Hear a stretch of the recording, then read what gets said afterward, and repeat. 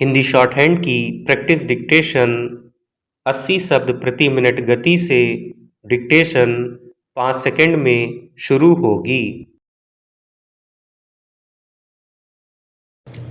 Start. आज आदमी के पास संवाद के साधन पहले से कहीं अधिक हैं, मगर शायद वह पहले से ज़्यादा घिरा हुआ भी है। मोबाइल की एक घंटी, संदेश की एक ध्वनि या स्क्रीन पर चमकती एक छोटी सी सूचना उसे हर पल याद दिलाती रहती है कि उसे उपलब्ध रहना है।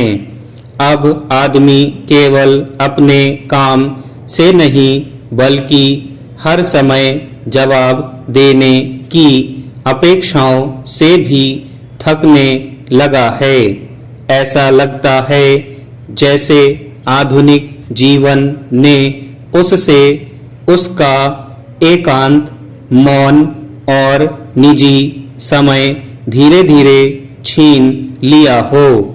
एक समय था जब आदमी घर से बाहर निकलता था तो कुछ घंटों के लिए सचमुच बाहर हो जाता था।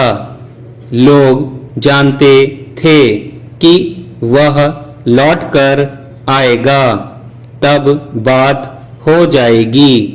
अगर कोई पत्र आता था तो उसके जवाब में दिनों का अंतर स्वाभाविक माना जाता था। रिश्तों में धैर्य था और प्रतीक्षा में अपनापन। मगर आज स्थिति बिल्कुल बदल चुकी है। अब अगर कोई फोन कुछ देर तक ना उठे तो चिंता, नाराजगी या शक पैदा होने लगता है। आदमी से केवल संपर्क नहीं बल्कि तत्काल प्रतिक्रिया की उम्मीद की जाने लगी है। तकनीक ने जीवन को आसान अवश्य बनाया है। दूर बैठे लोग तुरंत जुड़ जाते हैं। जरूरी सूचनाएं पल भर में पहुंच जाती हैं और कामकाज की गति तेज हो गई है। मगर इसी सुविधा के साथ एक अदृश्य दबाव भी पैदा हुआ है। अब आदमी हर समय किसी न किसी स्क्रीन से बंधा हुआ है। वह जहां भी जाता है मोबाइल उसके साथ चलता है।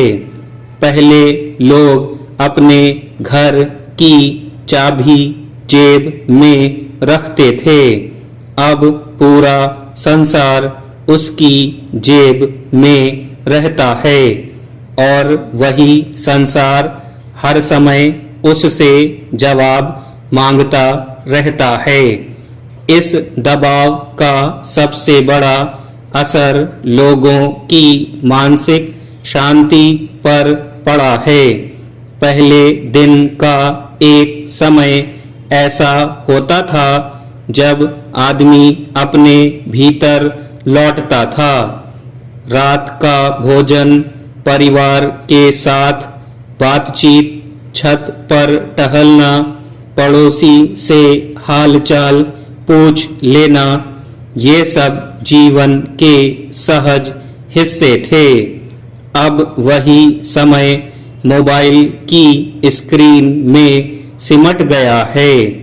आदमी घर में बैठा होता है मगर उसका ध्यान किसी संदेश, वीडियो या सूचना में उलझा रहता है। परिवार एक ही कमरे में मौजूद रहता है लेकिन सबकी दुनिया अलग अलग स्क्रीन में बटी होती है। पहले काम का एक निश्चित समय होता था। दफ्तर बंद हुआ तो काम भी समाप्त माना जाता था।